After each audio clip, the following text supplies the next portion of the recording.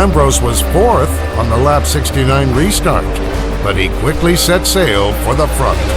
9 got by the 2, but you've been just as fast as him, bud. Just hit your marks, man. It's really only me and the 18 left. He drove a great race. He's just an amazing driver. To watch him manhandle that car around, he was slipping and sliding, locking brakes and stuff. He still carried a lot of momentum. And, I was fighting tooth and nail to try and pass him. I don't know if I could have if it stayed green, but the caution came out. Caution number 4 being displayed with only 4 laps to go.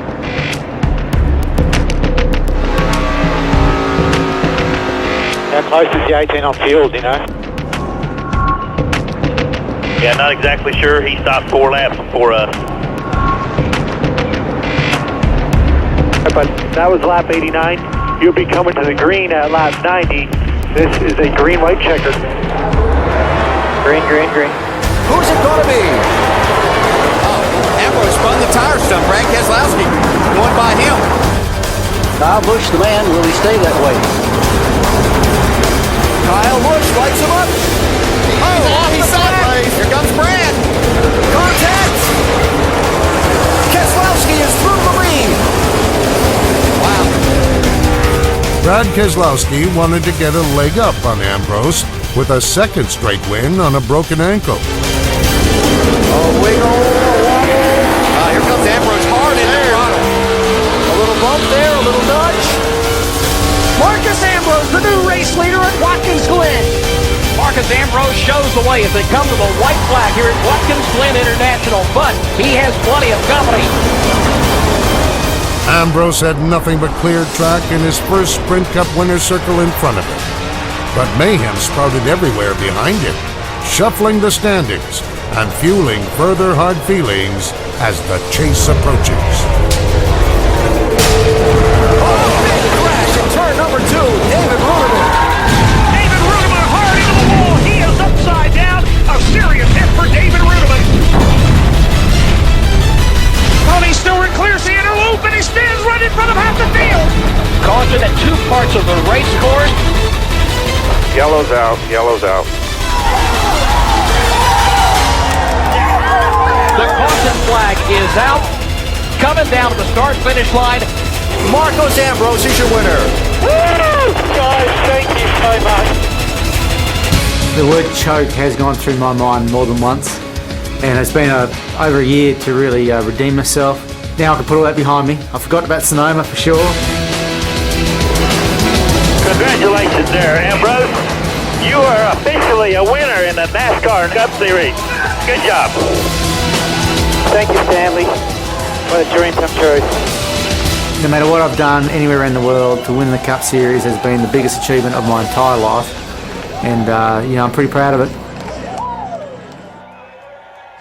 A lot of people rooting for Marcus Ambrose, and he joins us now on Inside NASCAR. We congratulate him on his first career win. Marcus, there were 2 really close calls.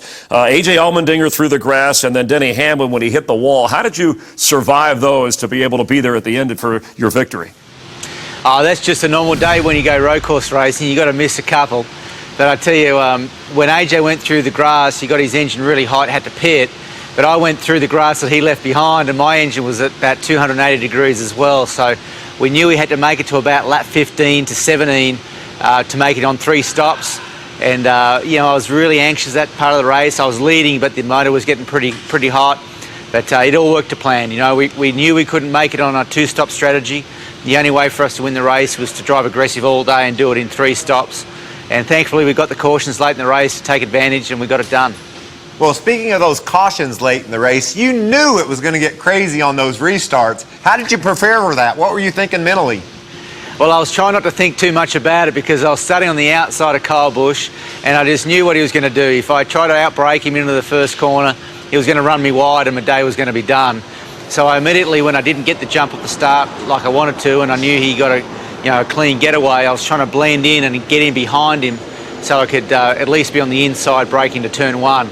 Keselowski knew what I was up to. He filled that hole pretty quick, and then I got myself in a pretty bad spot. And it wasn't until Kyle ran wide and I saw an opening between Keselowski and Kyle, I was able to shoot the gap and keep the momentum up the hill and pass passed for the lead coming out of the bus stop. So really it was a dream restart for me. It wasn't intentional the way it worked out, but you know, better be lucky than good. Big picture here, you have the win. Now you want to get into the chase. You have to get into the top 20 to do that. Is there a strategy, Marcus, at this point with 4 races until the chase?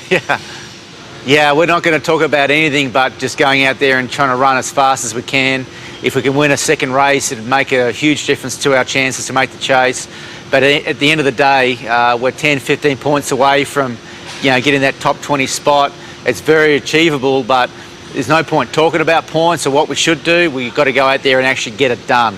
So my focus right now is working with the team here, trying to prepare our cars as good as we can here for the last 4 races to give ourselves a chance. We're an outside chance, no doubt about it, but it's still a very real chance for us. You know, you talked about running every lap as fast as you can the rest of these 4 races to try to get into that chase. You have a reputation of running pretty hard all day long. How about Monday? Did you think about maybe saving your car throughout the middle parts of the race so you had something to battle them with at the end? Well, I really tried to save my stuff, but the way the race ran, there was a lot of green flag. I realised pretty early on, about 10 guys were going to try to do the 2-stop strategy, so I had to make up a lot of time on the racetrack. There wasn't a chance to save anything. We can see your smile of satisfaction around the globe. How big was this win in Australia? Look, it was really big for everybody. I mean, the fact that I'm driving for the King and I've got Stanley and DeWald and these, you know, this huge company behind me sponsoring the car, it means a lot. And then when you bring that to Australia and you win a race with it all, it hit primetime news on all the major channels. It's in all the print overnight. So it's a good news story for NASCAR, good news story for me, and I think it's going to, you know, increase the casual racing fan down there, increase his reasons to want to check out the races here to the end of the year. Well, congratulations and thanks for being with us on Inside NASCAR. Thank you very much for having me on. Much better circumstances than last time. Well, we appreciate either way. Marcus Ambrose with us. And if we look at the points picture, just outside that top 10, you have the 2 wild cards. And at the moment, Michael, Denny Hamlin and Brad Keselowski, because of victories, they would have those wild card spots. But how crazy is it? If Marcus Ambrose can win 1 more race in these next 4, Denny Hamlin all of a sudden is on the outside looking in, taking 2 races to get that wild card. I love this format. It's fun, Chris. A lot to be